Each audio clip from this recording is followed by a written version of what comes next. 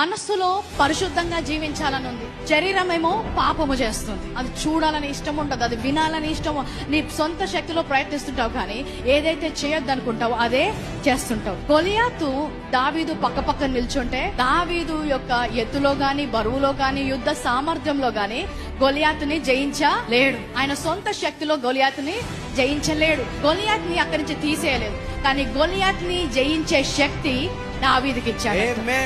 నీ పాప విషయంలో కూడా అంతే. నీ పాప విషయంలో కూడా నీ సొంత శక్తితో నీవు గెలవలేవు. ఈ లోకంలో ఆయన పాపాన్ని తొలగించలేదు, కానీ ఆ పాపాన్ని జయించే శక్తి ఆయన కృప ద్వారా మనకు అనుగ్రహిస్తున్నాడు. రోమా 6:14 ఏమంటుందంటే, మీరు కృపకే గాని ధర్మశాస్త్రమునకు లోనైన వారు కారు గనుక పాపము మీ మీద ప్రభుత్వము చేయదు.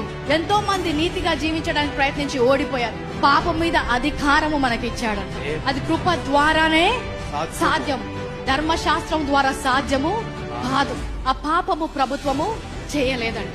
కృప మనకిచ్చింది పాపాన్ని జయించడానికి, పాపంలో జీవించడానికి కాదు. చాలా మంది వాక్యము అర్థము కాక కృపా వాక్యము బోధించబడినప్పుడు పాపాన్ని ప్రోత్సహిస్తున్నారు.